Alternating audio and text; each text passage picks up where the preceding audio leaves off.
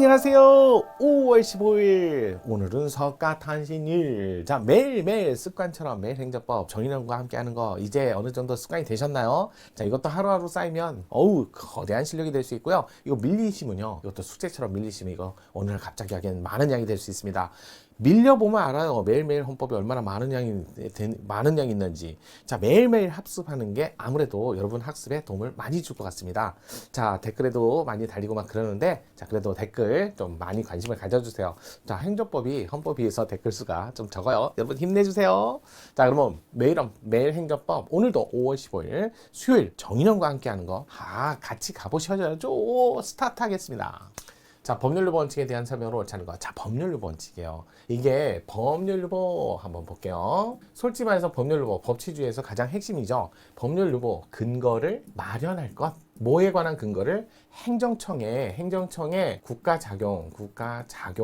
작용함에 필요한 근거를 입법부가 법률로서 마련할 것. 그래갖고 법률로서인데, 이게 과거에 법률만 가지고 썼을 때는 이걸 우리는 형식적 법치주의에서 쓰는 말이고, 자, 이거를 조금 이제 현대 와서는 1, 2차 세계대전 양체제를 거치면서 실질적 법치주의로 발전하면서 법치주의로 업그레이드한 거죠. 발전한 거죠. 업그레이드 했어요. 자, 실질적 법치주의로 발전하면서 법률만이 아니라 법률 당연히 중요한 기준이지만 법률의 위임을 통해서 법기명령 같은, 심지어는 이 법기명령에 위임하는 게 뭐다? 예시로 보기 때문에 단순히 법기명령만 있는 게 아니라 어디에도 위임할 수 있다? 더 나아가 수억해갖고 고시 등으로도 위임할 수 있다. 이렇게 발전하는 거죠. 자, 이렇게 해서 법률만 쓰는 형식적 법치주의와, 자, 법치주의의 발전된 모습으로서 실질적 법치주의에서는 법률만이 아니라 위임을 통해서 개별구체로 위임을 통해 법기명령이라든지 고시 등으로도 위임할 수 있게 되었어요. 그럼으로써 전문입법 보충의 필요성, 현대사회에서는 전문입법의 보충의 필요성이 점점 가면 증대하지 않을까요? 옛날에 원자력발 좀 없었잖아요. 솔직히 말해서 60년대, 50년대 인공위성이라는 개념을 우리나라에서는 상상을 못했어요. 근데 그런 것들이 발전하니까 그런 국가작용을 위해서는 또 근거를 입법부에 마련을 해야 되는데, 입법부가 그런 전문입법을 하기에는 솔직히 말해서 지금 현직 공무원, 그러니까 현직 국회의원 중에 전직에 국회의원 하기 전에 자기가 오랜 기간 몸담았던 전문가라고 부를 수 있을 정도의 오랜 기간 몸담았던 직업이 소방관 몇 명이나 될까요? 그럼 소방법에 관해서 국회의원들이 모여서 법을 만든다. 전문성이 좀 떨어지잖아요. 그래서 입법부의 법률에 의한 입법 홍수, 법률이 많이 필요한 시대는 됐지만 전문적 입법을 만들기엔 부족하니까 그 전문적 입법을 보충하기 위해서 이렇게 필요성이 증대돼서 행정입법의 필요성. 자, 그래서 법률, 그럼 어떻게?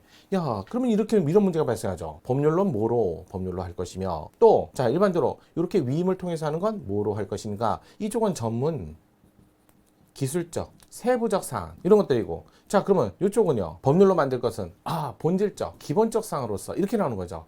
자, 그러면 본질적, 기본적 사항은 또 이렇게 갖고 두 개를 구별했는데, 여기는 기본권과 관련성이 높거나 또는 국민들에게 많이 의견을 들어야 될 필요성이 높은.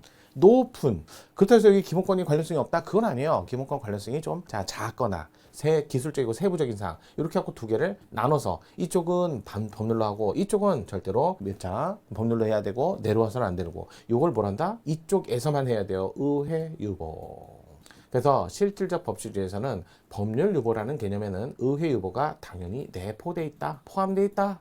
이렇게 얘기하는 거죠. 그래서 여러분 시험 문제에 나왔을 적에, 자, TV 수신료 사건에서 TV 수신료 인상 여부는 반드시 입법부가 스스로 정해야 될 사안이고, 하지만 TV 수신료를 인상한 이후에는 징수 절차나 또는 이렇게 구체적인 세부적인 절차는 굳이 입법부가 다 나설 필요가 없다라고 했던 사안이었어요. 이렇게 정리를 하시는 거예요. 그래서 요거하고 요거 이렇게 더 구분하시면서 조금 문제를 푸셔야 돼요.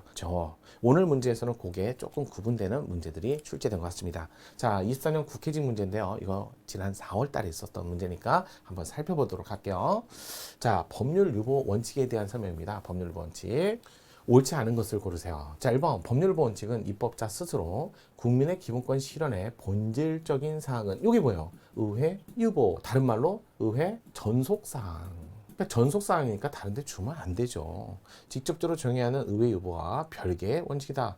자, 의회 유보와는 별개다? 의회 유보 원칙을 얘기하는 거죠. 별개가 아니죠.